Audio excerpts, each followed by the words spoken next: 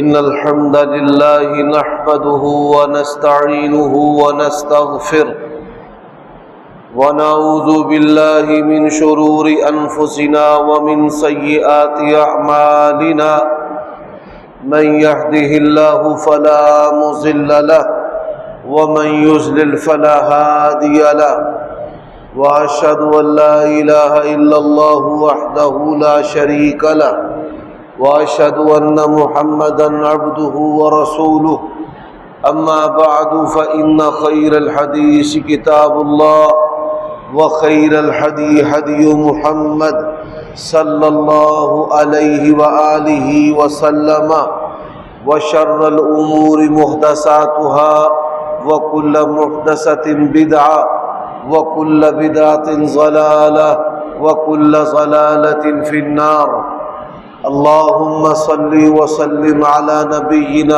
محمد وبارك وسلم وصل عليه أعوذ بالله السميع العليم وبوجهه الكريم وسلطانه القديم من الشيطان الرجيم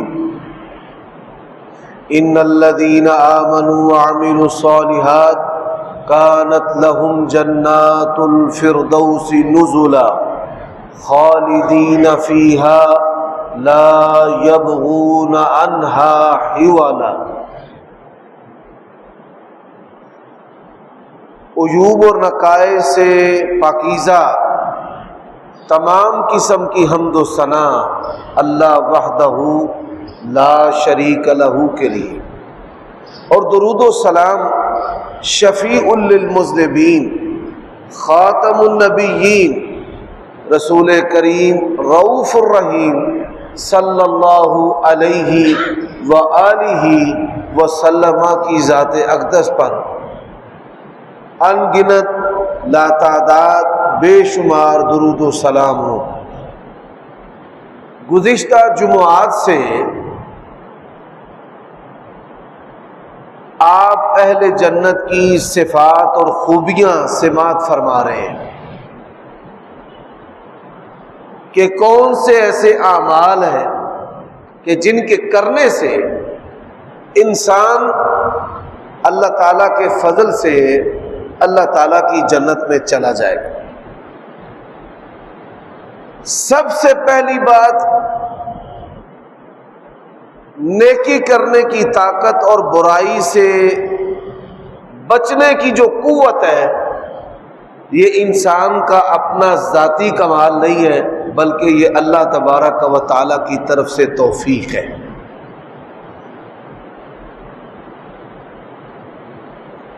نبی علیہ الصلوۃ والسلام کا فرمان ہے، الا اخبرکم بکنز من کنوز الجنہ،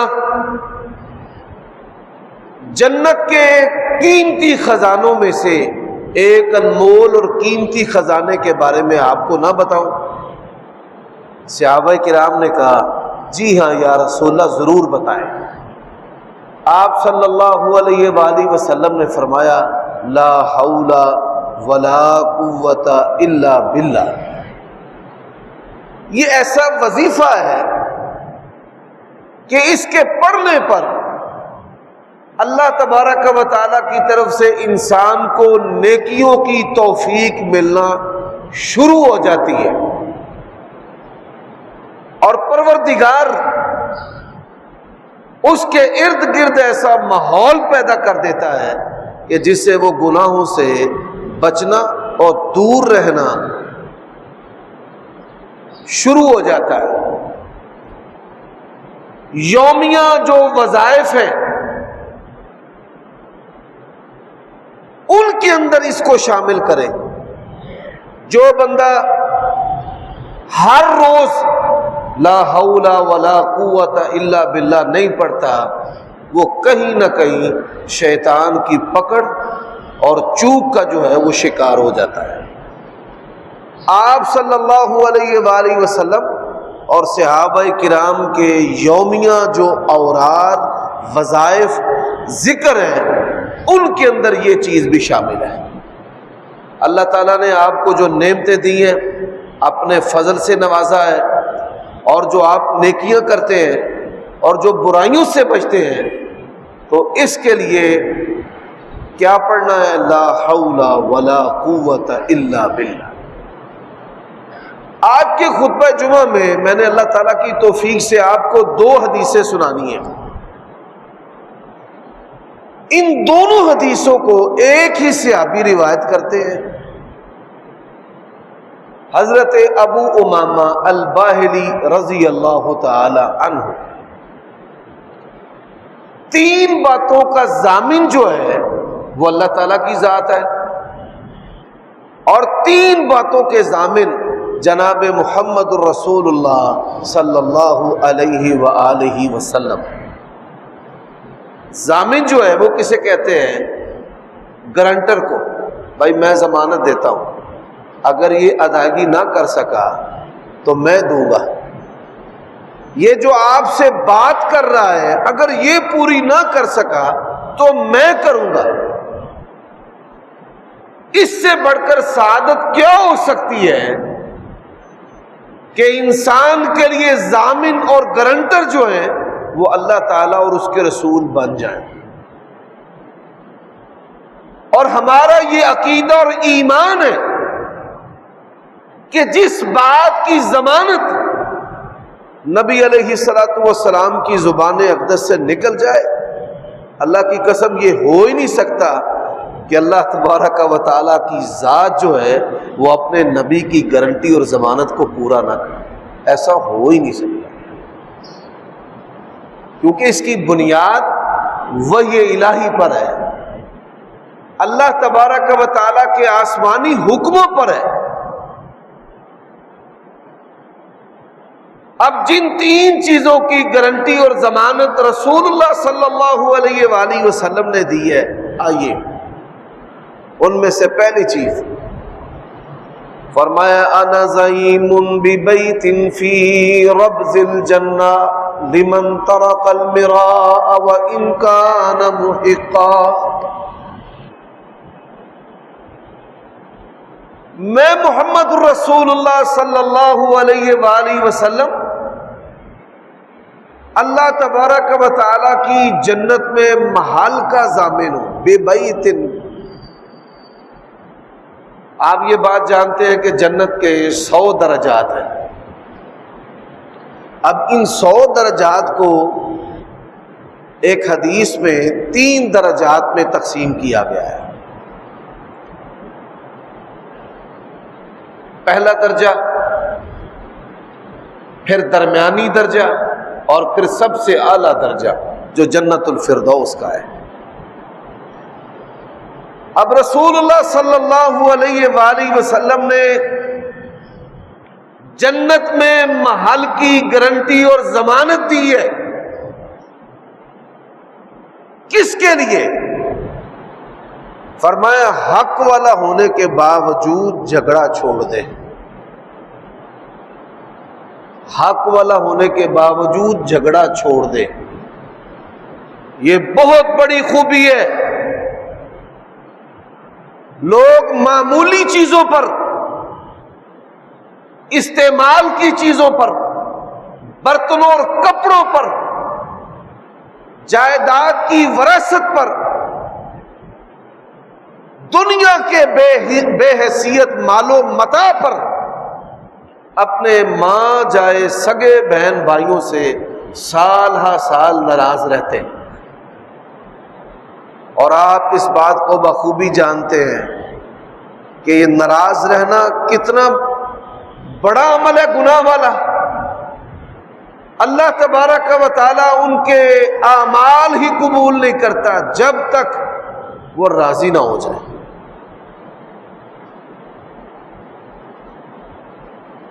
اب حق والا ہونے کے باوجود حق پر ہے، کہتا بھائی میں نے تجھ سے لڑنا نہیں ہے، جا میں نے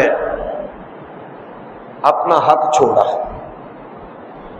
یقین جانیے ایسا بندہ وہ بیماریوں سے بھی دور رہتا ہے، اس کا دماغ بھی ٹھنڈا رہتا ہے۔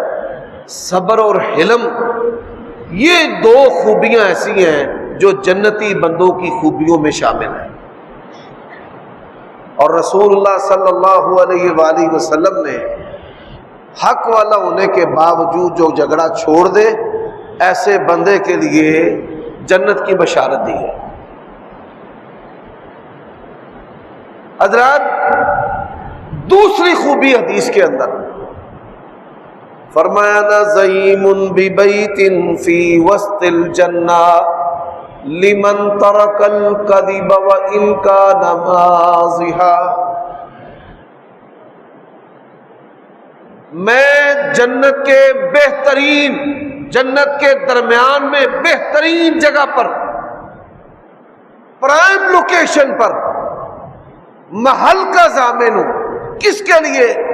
فرمایا جھوٹ کو چھوڑ دیں۔ مذاق کے لیے بولتا ہے نا، مذاق کے لیے، مذاق کے لیے بھی اگر بولتا ہے تو جھوٹ کو چھوڑ دیں۔ چند دن ہوئے ہیں ہمارے شہر کے کئی اداکار اور فنکار ہیں جو اسٹیج ڈرامے کرتے ہیں، ان میں سے ایک آدمی ہے جو باریش بھی ہے، نمازی بھی ہے۔ تو لوگوں کو ہنسانے کے لیے مصنوعی طور پر ایک تقریب نکاح رکھی گئی کہ جس میں کسی آدمی کا دوسرا نکاح ہو رہا ہے اور پہلی جو بیوی ہے وہاں پہنچ جاتی ہے اور وہ موقع پر جوتے برسانا شروع کر دیتی ہے۔ لوگ جو ہے وہ ہنس رہے ہیں اور پھر یہ ویڈیو وائرل ہوتی ہے۔ آپ دیکھیے جو نکاح ہے یہ اسلام کی شعائر میں سے ہے، لوگوں نے اب ہنسانے کے لیے اسلامی تعلیمات، نبی علیہ الصلوۃ والسلام کی سنت اور اس جیسی جو عظیم چیزیں ہیں، اعمال ہیں، ان پر لوگوں کو ہنسانا شروع کر دیا ہے۔ یہ ہنسانا جو ہے یہ انسان کو کہیں کافر نہ بنا دے، دار اسلام سے خارج نہ کر دے۔ یہ نکاح کرنے کا عمل جو ہے وہ انتہائی مشکل ہے۔ نبی علیہ الصلوۃ والسلام نے متعدد نکاح کیے ہیں، اسلام نے بیک کا 4 نکاحوں کی اجازت دی ہے۔ اب کافر کیا چاہتے ہیں؟ اسلامی معاشرے کے اندر دوسرا نکاح جو ہے مشکل ہی نہیں بلکہ ناممکن ہو جائے، اور زنا جو ہے وہ جنسی بے راروی جو ہے وہ عام ہو جائے۔ گزشتہ دور حکومت کے اندر 2 قانون پاس کیے گئے۔ ایک قانون کہ بیوی کی اجازت کے بغیر جو نکاح کرے گا وہ جیل میں جائے گا، سزا ہوگی، اور دوسرا قانون جو ہے کہ نوجوان لڑکی جو ہے وہ گھر سے چلی جائے، جہاں مرضی گزر بسر کر کے آئے، اس کا باپ قانونی طور پر اس کو پوچھ نہیں سکتا کہ تو کدھر گئی تھی اور کہاں سے آئی۔ ان چیزوں کی نحوستیں بھی ہوتی ہیں حاکم وقت پر۔ اللہ تبارک و تعالی حکمرانوں کے ان اعمال سے بھی ناراض ہو جاتے ہیں۔ میرے بھائیوں دوستو، مزہ جو ہے وہ اسلام کے اندر جائز ہے، یہ نہ سمجھنا کہ اسلام نے مسکرانے اور ہنسنے پر پابندی لگائی ہے، ایسا نہیں ہے، لیکن اس کی بنیاد حقیقت پر ہے، حقائق پر ہے، فحش گوئی پر نہیں، جھوٹ پر نہیں کہ لچر بولنا لوگ ہنسے، زمانہ بولنا لوگ ہنسے، اور پھر اسلامی تعلیمات کا مذاق اڑانا کہ لوگ ہنسے،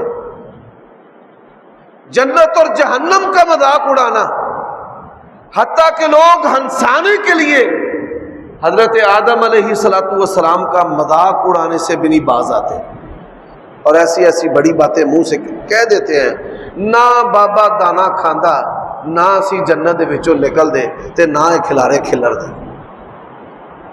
اس طرح کی مثالیں جو ہیں وہ لوگ دیتے ہیں۔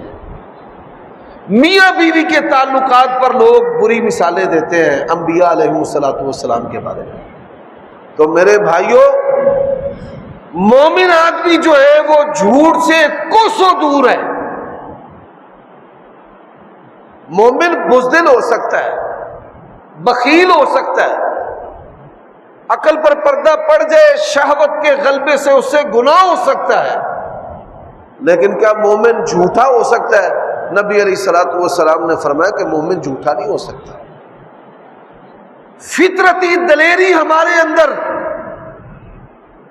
ہماری زندگی موت کا مالک اللہ ہے، رزق کا مالک اللہ ہے، خوشی اور غمی کا مالک اللہ ہے۔ جب یہ ساری چیزیں اللہ کے اختیار میں ہیں تو کس چیز نے آپ کو مجبور کیا کہ آپ بلا وجہ جھوٹ بولتے رہے؟ اور میں نے یہ پہلے بھی عرض کیا ہے کہ من حیث القوم، ہمارے اندر جو عیب آ چکا ہے ہر خاص و عام میں، ہر مذہبی غیر مذہبی میں، من حیث القوم، بلا وجہ جھوٹ بولنے کا جرم ہے۔ مسجد میں بیٹھ کر جھوٹ بول رہے ہیں، اولاد میں بیٹھ کر جھوٹ بول رہے ہیں، اور بچے کو کہتے ہیں کہ جا کر باہر کہہ دو کہ میرا بابا گھر میں نہیں ہے، وہ بھی دروازے پر آنے والا کہتا ہے میرے ابو کہہ رہا ہے کہ میں گھر میں نہیں ہوں۔ تو نبی علیہ الصلوۃ والسلام نے ایسے بندے کے لیے جنت میں پرائم لوکیشن پر، بہترین جگہ پر محل کی ضمانت دی ہے کہ جو آدمی مزاح کے اندر بھی جھوٹ نہیں بولتا۔ اب یہاں پر میں ایک بات حدیث سنانا چاہتا ہوں۔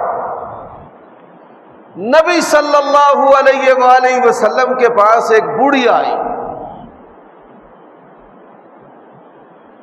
جیسے ہم کہتے ہیں نا بڑے ہمامان، اس کو بڑا مان تھا، تو نبی علیہ الصلوۃ والسلام سے کہنے لگی یا رسول اللہ میں بھی جنت میں جاؤں گی نا؟ تو نبی علیہ الصلوۃ والسلام نے کہا کہ کوئی جو بوڑھا اور بوڑھی ہے وہ جنت میں نہیں جائے گا۔ اچھا، وہ پریشان ہو گئی۔ آپ یہ بات جانتے ہیں کہ اہل جنت جب جنت میں جائیں گے سب جوان ہوں گے،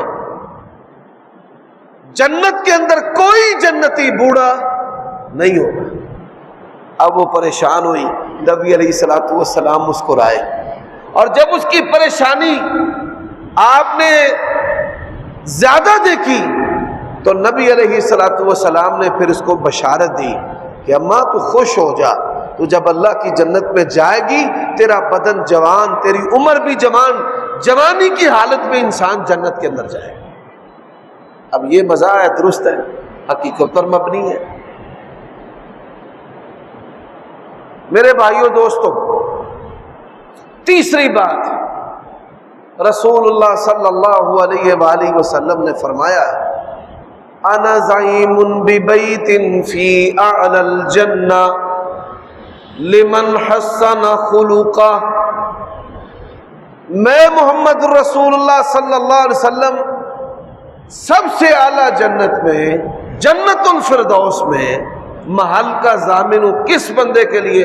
فرمایا جس کا اخلاق اچھا ہے، جو اپنے اخلاق کو اچھا کرتا ہے، بولنے کا طریقہ، چلنے پھرنے کا طریقہ، ادب آداب کا طریقہ، والدین کے ساتھ حسن سلوک سے پیش آنا، بڑوں کی عزت کرنا، چھوٹوں پر شفقت کرنا، یہ آداب ہے اور یہ اخلاق حسنہ ہے۔ قیامت والے دن انسان کے آداب اور اخلاق حسنہ کا میزان میں بڑا وزن ہو۔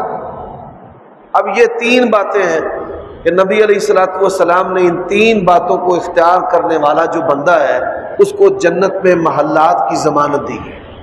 اب آئیے، تین باتیں اللہ تبارک و تعالی نے جن تین باتوں پر عمل کرنے والے کو جنت کی ضمانت اور گارنٹی دی ہے۔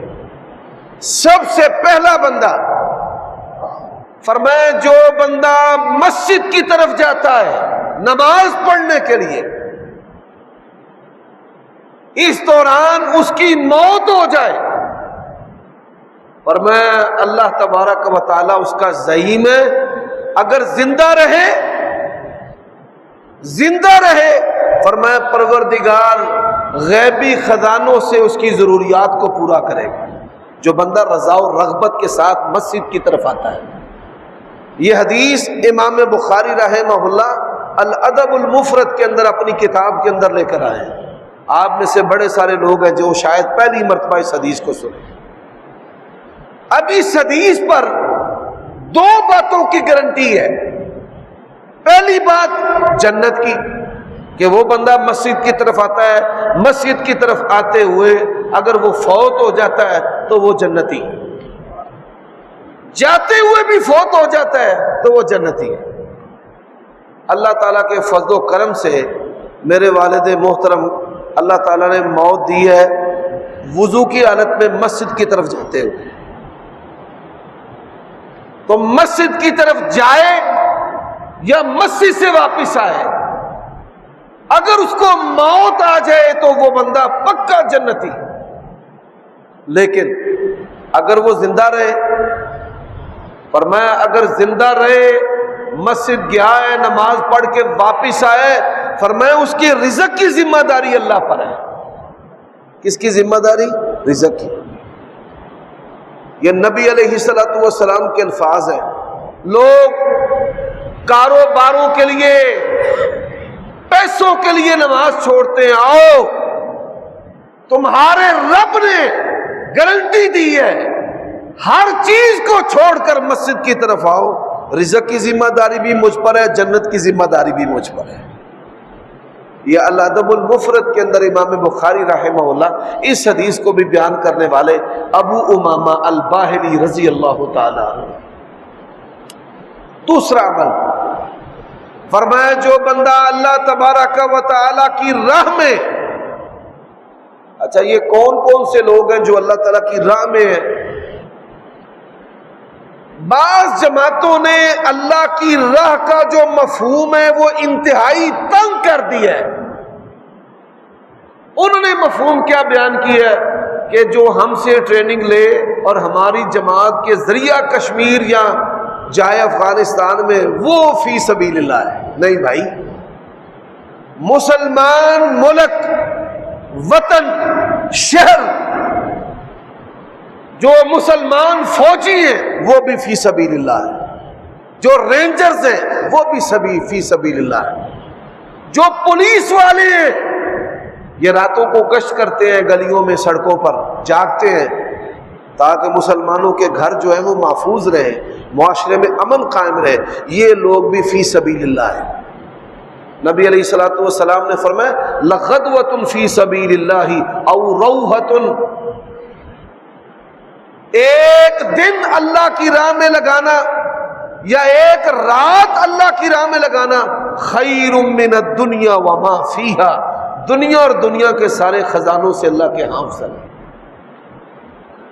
علماء، دینی طالب علم اور طالبات، ان کے کھانے پینے، ان کی تعلیم کے لیے، ان کی ضرورتوں کے لیے تگ و دو کرنے والے بھی فی سبیل اللہ ہیں۔ یہ جو منتظمین ہیں مساجد اور مساجد، مدرسوں کے اور مسجدوں کے جو منتظمین ہیں، خدام حقیقی معنوں میں، یہ بھی فی سبیل اللہ، اللہ کی راہ میں نکلے ہوئے ہیں، اللہ کے لیے کام کر رہے ہیں۔ حدیث میں جو آتا ہے کہ اللہ تبارک و تعالی نے دو بندوں پر اپنی جہنم کو حرام کیا ہے، ایک وہ آنکھ، حدیث میں تو دو آنکھیں یعنی دو بندوں کا ذکر ہے، ایک وہ آنکھ جو اللہ کے ڈر سے روتی ہے، اللہ سے ڈرنے والے جو بندے ہیں، ڈرتے ہوئے اگر آنکھوں سے آنسو نکل گئے اللہ تبارک و تعالیٰ اپنی جہنم کو ان کے اوپر حرام کر دیتا ہے، اور ایک وہ آنکھ ہے جو اللہ کی راہ میں پہرا دیتی ہے، فوجی ہے، رینجرز میں ہے، جہاد میں ہے، پولیس میں ہے، جو آنکھ پہرا دینے والی ہے، اللہ تبارک و تعالیٰ نے اس پر اپنی جہنم کو حرام کیا۔ تو میرے بھائیوں دوستو، اللہ کی راہ میں نکلا ہوا بندہ، اس کا مقصد کیا ہے؟ یہ انسان ہے، ان کی عزت مال و جان کا میں نے تحفظ کرنا ہے، میں نے اپنے علاقے کو دشمنوں کی چالوں سے بچانا ہے، اور میں نے اپنے مسلمان بھائیوں کے لیے لڑنا ہے۔ میں ان جماعتوں کی محنتوں کی قدر بھی کرتا ہوں کہ جو اللہ کے لیے لڑنے والی ہے، اللہ کے لیے جان دینے والے بڑے باعزت لوگ ہیں دنیا میں۔ باتیں کرنا آسان ہے، جانے دینا، خون بہانا سب سے مشکل کام ہے بھائی۔ وہ دنیا کے کسی بھی خطے میں مظلوم مسلمانوں کے لیے جانے دینے والے ہیں، وہ عظیم لوگ ہیں، وہ بھی فی سبیل اللہ کے اندر شامل ہیں، بلکہ فی سبیل اللہ کے جو اولین ہیں ان میں شامل ہیں۔ فرمایا اگر تو فوت ہو جائے پھر بھی جنت میں، نہیں لڑا گیا ہے، بیماری سے فوت ہو گیا، ٹھنڈ سے فوت ہو گیا، گرمی سے فوت ہو گیا، دشمن سے لڑا نہیں ہے، فوت ہو جائے، آن ڈیوٹی فوت ہو جائے، فرمایا جنت میں۔ اور میرے پولیس والے بھائیوں، حساس ادارے میں ملازمت کرنے والے دوستوں، اس حدیث میں تمہارے لیے بھی بشارت ہے، نہ رشوت کے لیے ہاتھ پھیلاؤ اور نہ چالے چلو، تمہارے رزق کی ذمہ داری تمہارے پروردگار نے لے لی ہے کہ آن ڈیوٹی اگر فوت ہو جائے تو رب کی جنت میں ہے، اور اگر زندہ ہے رزق کی ذمہ داری کس پر ہے؟ اللہ پر۔ اب حدیث کے اندر تیسری چیز ہے، یہ موضوع الگ ہے انشاءاللہ اللہ تعالیٰ کی توفیق سے کہ فی سبیل اللہ سے مراد کون کون سے لوگ ہیں، یہ پھر کسی خطبہ جمعہ میں بیان کریں گے۔ اختصار سے میں نے 2-4 چیزیں بیان کی ہیں۔ اب اگلی جو چیز ہے، فرمایا گھر میں جب بھی داخل ہو، بڑی حیران کن بات ہے، گھر میں جب بھی داخل ہو السلام علیکم کہے۔ کیا کہے؟ گھر میں جب بھی داخل ہو السلام علیکم کہے۔ اچھا یہ ہوگا کیا؟ فرمایا اگر فوت ہو جائے جنتی، اگر زندہ رہے تو رزق کی ذمہ داری کس پر ہے؟ اللہ پر۔ یہ گھر میں رزق کی تنگی کو ختم کرنے کا نبوی نسخہ ہے۔ بندہ جائے السلام علیکم، عورت جائے السلام علیکم، بچہ آئے تو کیا کہے؟ السلام علیکم۔ رزق کو بڑھانے والا یہ نبوی نسخہ ہے کہ آپ جب بھی گھر میں داخل ہوں تو کیا کہنا ہے؟ السلام علیکم ورحمۃ اللہ وبرکاتہ۔ اللہ کے فرشتے ہوتے ہیں، نیک جنات گھروں میں ہوتے ہیں، خبیث جنات بھی ہوتے ہیں، جس کی پناہ نبی علیہ الصلوۃ والسلام نے ہمیں سکھائی ہے۔ اللہم انی اعوذ بک من الخبث والخبائث، یا اللہ جو خبیث، پلید، گندے جو جن اور جنیاں ہیں، ہم ان سے تیری پناہ طلب کرتے ہیں۔ اب یہاں پر میں کچھ باتیں سلام کے بارے میں کرنا چاہتا ہوں۔ حدیث کے اندر آتا ہے، سنن نبی داؤد کے اندر حدیث ہے کہ ایک بندہ نبی علیہ الصلوۃ والسلام کے دروازے پر آیا، میں آ جاؤں؟ عالج آ جاؤں؟ نبی علیہ الصلوۃ والسلام نے خادم کو کہا اس کو اجازت لینے کا طریقہ بتا کہ اجازت کیسے لینی ہے۔ سب سے پہلے کہے السلام علیکم، کیا کہے؟ السلام علیکم، السلام علیکم۔ آدخل۔ اچھا نبی علیہ الصلوۃ والسلام خادم کو یہ بات بتا رہے تھے، اس نے باہر سے سن لی، اس نے باہر سے کہا السلام علیکم ادخل، یا رسول اللہ آپ پر اللہ کی سلامتی ہو، میں داخل ہو جاؤں؟ فرمایا وعلیکم السلام ورحمۃ اللہ، داخل ہو جاؤ۔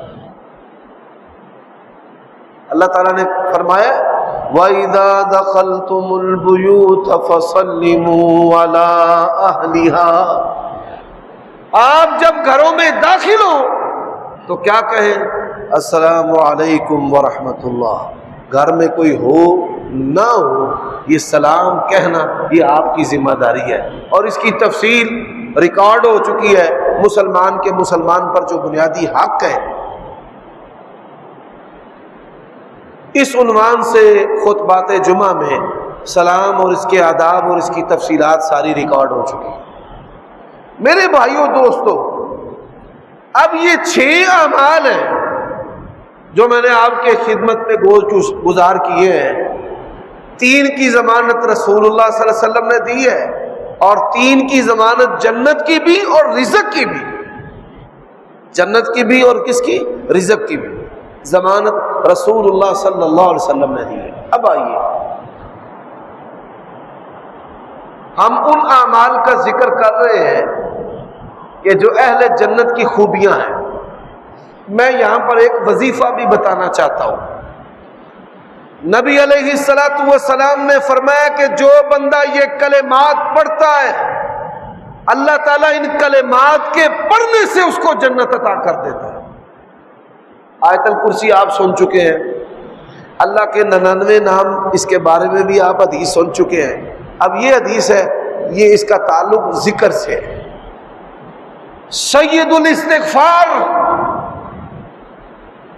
استغفار کا معنی ہے یا اللہ میرے گناہ معاف کر دے۔ اچھا، استغفار کے مختلف کلمات ہیں۔ سب سے پہلا جو کلمہ ہے استغفر اللہ، پھر دوسرا کلمہ ہے استغفر اللہ واتوب الیہ۔ یہ اتوب الیہ کے جو مطلب اور معنی ہے نا، استغفر اللہ کا معنی ہے یا اللہ تو معاف کر دے، اتوب الیہ یا اللہ میرا کوئی تیرے سوا ٹھکانہ ہے ہی نہیں، میں تینوں چھڑ کے کتے جاواں۔